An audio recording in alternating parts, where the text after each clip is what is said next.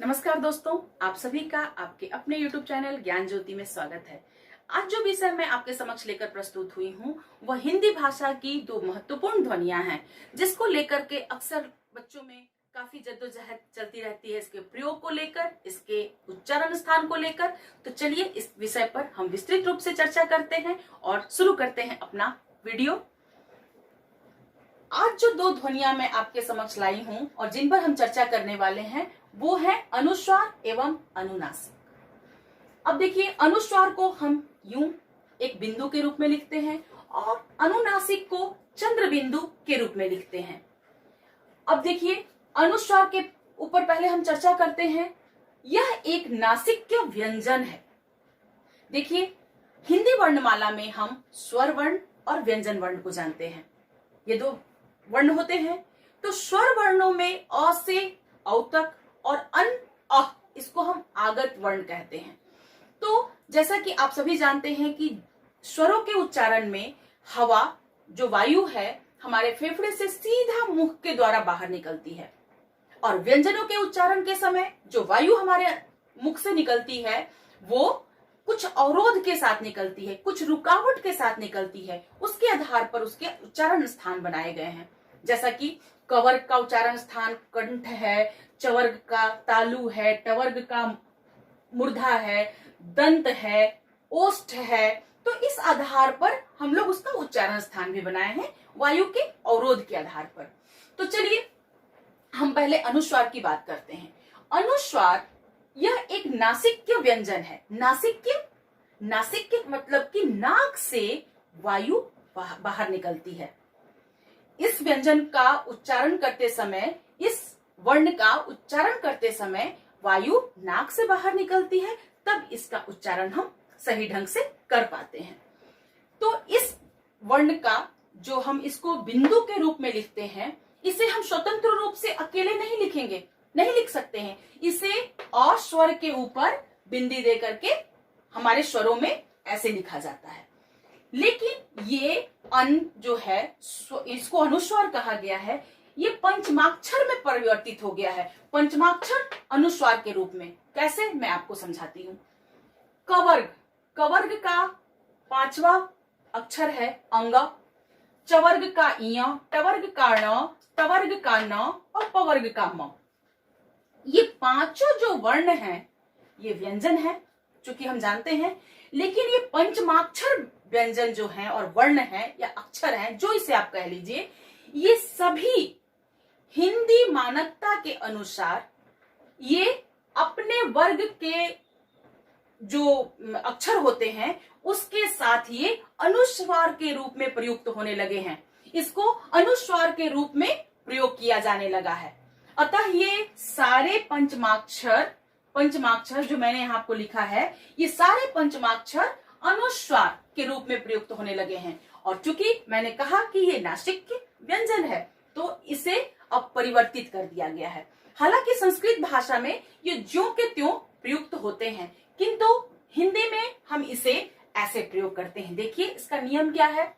जैसे मैंने लिखा गंगा, तो अंग जो है आधा आया है, और आधे के लिए पंचमाक्षर जब आधा होता है और अपने वर्ग के किसी वर्ण के साथ या अक्षर के साथ होता है या उसके बाद होता है कोई उसके वर्ग का अक्षर, तब ये अनुस्वार के रूप में परिवर्तित हो जाता है। जैसा कि देखिए अंग, उसके बाद जो व्यंजन है वो ग इसी वर्ग का है, कवर्ग का ही है, तो ये हमारा इसके ऊपर अनुस्वार बन गया।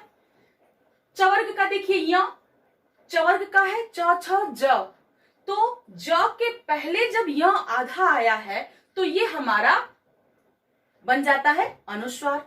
उसी तरह से देखिए झंडा, पहले आप लोग देखते होंगे पुरानी पुस्तकों में अण, आधा अण लिख करके उसको न का प्रयोग किया जाता था, आधा न का अंडरस्टैंडिंग के लिए लिखा जाता था। तो झंडा जो है हमारा इस तरह से न लिख करके अब यूं लिखा जाएगा, क्योंकि ये आधा ण ड के साथ आया है, जो कि उसी वर्ग का ट ठ ड ढ अण, तो उसी वर्ग का होने के कारण ये जो न है वो बिंदी के रूप में यानी कि अनुस्वार के रूप में प्रयुक्त होने लगा। उसी तरह से देखिए तवर्ग में ये जो न है, ये मंदिर में हमने आधा न लिखा है मंदिर, लेकिन चूंकि द जो है इसी वर्ग का है, त थ द ध न, तो इसी वर्ग का होने के कारण यहाँ देखिए ये अनुस्वार में परिवर्तित हो गया। उसी तरह ये म चंपा, चूंकि म पवर्ग का है अक्षर, इसीलिए देखिए यहाँ पर चंपा ये म आधा म अनुस्वार के रूप में प्रयुक्त हो गया है। तो यहाँ हमने देखा कि ये पांचों अक्षर अनुस्वार में परिवर्तित हो गए हैं। हमारी हिंदी भाषा में ये मानकता के अकॉर्डिंग ये प्रावधान है कि पंचमाक्षर अनुस्वार में परिवर्तित हो जाते हैं, और यह एक नासिक्य व्यंजन है। ये बहुत ही आपको मेमोरेबल चीज है जिसे आपको याद करनी होगी कि ये व्यंजन है। बार बार मैं इस बात को इसलिए रिपीट कर रही हूँ कि बच्चे इसको बार बार स्वर स्वर स्वर जानते हैं, लेकिन सबसे ये मुख्य बात है कि ये व्यंजन है। चलिए, इसके बाद हमने समझ लिया कि अनुस्वार कहाँ इसका प्रयोग करते हैं, किस तरह से इसका प्रयोग होता है, और ये पंचमाक्षर जो हैं सारे अनुस्वार में परिवर्तित हो गए हैं। अब आइए आती है बारी अनुनासिक की। अनुनासिक अर्थात अनु का मतलब होता है नीचे, अनुसरण, अनुप्रयोग, उसी तरह अनु का मतलब होता है नीचे, और नासिक का मतलब होता है नाक के नीचे, यानी कि नाक और मुंह दोनों से जब वायु बाहर निकलती है तो ये हमारा जो है मात्रा उच्चरित होती है और उसे अनुनासिक कहते हैं। ठीक है, अब देखिए, हम सभी जानते हैं कि स्वरों के उच्चारण के समय वायु पूरी तरह से बिना किसी अवरोध के मुख से बाहर निकलती है और उस समय स्वरों का उच्चारण होता है। लेकिन यहाँ हम दो बात जानेंगे स्वरों के विषय में ही। अनुनासिक के विषय में पहली बात यह है कि यह एक प्रकार की स्वर ध्वनि है, जबकि अनुस्वार व्यंजन है तो अनुनासिक स्वर ध्वनि है। मुंह और नाक से वायु बाहर आती है इसमें। अनुनासिक का जब हम उच्चारण करते हैं तो वायु मुंह और नाक से बाहर आती है और यह एक स्वर है।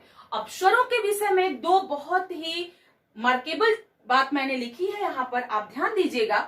केवल मुंह से वायु बाहर निकालकर हम स्वरों का उच्चारण कर सकते हैं, जिसमें अ से औ तक हम जो निकालते हैं वो इस श्रेणी में आता है, और मुंह के साथ साथ नाक से भी जब वायु बाहर निकलती है दो जगहों से, तब नासिक्य वर्ण होता है, यानी कि अनुनासिक होता है। और अनुनासिक का उच्चारण के समय मुंह के साथ साथ नाक से भी वायु बाहर निकलती है। तो स्वर हमारे दो जगह से वायु बाहर निकलने के आधार पर डिसाइड होते हैं।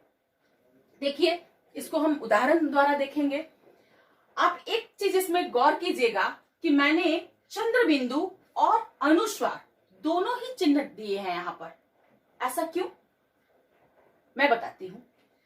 चंद्र बिंदु ये अनुनासिक को लिखने का चिन्ह है और अनुस्वार ये बिंदी जबकि अनुस्वार का चिन्ह है, लेकिन इसे हम इन दोनों को अनुनासिक भी कहते हैं। और समय समय पर जैसी स्थिति आती है तो इन दोनों के रूप में अनुनासिक का प्रयोग होता है, अनुनासिक चिन्ह लगाए जाते हैं। जैसे उदाहरण पहले देखेंगे, हम ज्यादा हमारा क्लियर होगा।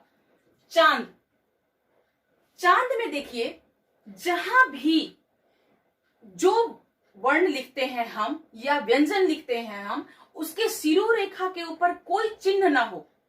जैसे आपको उदाहरण दे रही हूं मैं, जैसे कि मैंने लिखा कांच, कांच मैंने लिखा। अब कांच में देखिए का के ऊपर कोई चिन्ह नहीं है, तो हमने इस प्लेन है जगह, तो हमने ये चंद्र बिंदु लगा दिया। ठीक है, लेकिन मुझे लिखना है कौच, तो क्या कौच लिखते समय मैं अ की मात्रा और उसके बाद चंद्र बिंदु दो मात्राएं एक साथ लिखूंगी क्या? नहीं। तो हमें बारीकी से इसको समझना होगा कि जब किसी भी व्यंजन को लिखते समय या जो भी शब्द आप लिख रहे हैं, उसके सिरों रेखा पर अगर कोई पहला चिन्ह है तो ये चंद्र बिंदु अनुनासिक का प्रयोग नहीं होता है। ऐसे स्थान पर हम केवल बिंदी लगा देते हैं। जैसे मैंने यहां पर कोंच, मैंने ऐसा लिखा। अब देखिए यहां उदाहरण देख लेते हैं। चांद, देखिए चा के ऊपर कोई चिन्ह नहीं है, इसलिए चांद हम लोगों ने वहां पर चंद्र बिंदु लगा दिया। गई, अब देखिए ई के ऊपर हमारा अनुनासिक प्रयोग हो रहा है, वो आ रहा है, मात्रा आ रही है उसकी, तो ई के जगह पर हमने सिर्फ और सिर्फ बिंदु का प्रयोग किया है। नेक्स्ट, पूंछ, सांस, अब देखिए यहां पर कोई भी चिन्ह नहीं है, इसलिए हमने यहां पर दोनों जगहों पर चंद्र बिंदु का प्रयोग किया है। लेकिन नीचे में, मैं, हैं, सौंफ, इन सभी जगहों पर अनुनासिक का प्रयोग होगा। तो क्या में लिखने के लिए मैं ऐसे एक ही मात्रा प्लस चंद्र बिंदु ऐसे लिखूंगी या हम लिखेंगे? नहीं, इसके लिए हम बिल्कुल जैसे मां लिखना होता तो देखिए मां, कोई मात्रा नहीं है, चंद्र बिंदु लगा दिया। लेकिन में लिखेंगे तो चंद्र बिंदु हटा देंगे, सिर्फ और सिर्फ इस रूप में ये लिखा जाएगा। तो दोनों तरह से हम लोग अनुनासिक में इन चिन्हों का प्रयोग करते हैं और दोनों ही चिन्हों का प्रयोग अनुनासिक में होता है। तो ये हमें क्लियरली समझना होगा कि कहाँ अनुनासिक का प्रयोग होगा, कहाँ अनुस्वार का प्रयोग होगा, और ये जो अनुस्वार का चिन्ह है कहाँ अनुनासिक के रूप में है, कहाँ अनुस्वार के रूप में है। ठीक है, तो यह एक व्यंजन है, यह एक स्वर है, और समय समय पर इसकी स्थिति के अकॉर्डिंग, शिरोरेखा के ऊपर चिन्ह के अकॉर्डिंग हम इसका प्रयोग चेंज करते हैं।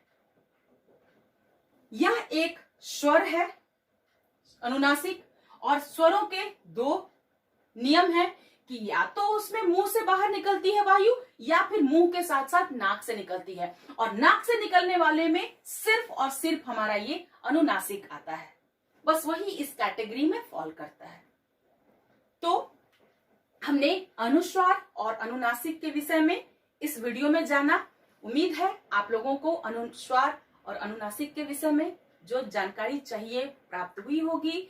आप अपना जो भी मशवरा है, सलाह है, वो हमें कमेंट बॉक्स में लिख करके देंगे। मैं और भी आप लोगों के लिए वीडियोस बनाऊंगी, आपका जो भी डिमांड होगा उसके अकॉर्डिंग मैं काम करूंगी। चलिए आज के लिए धन्यवाद।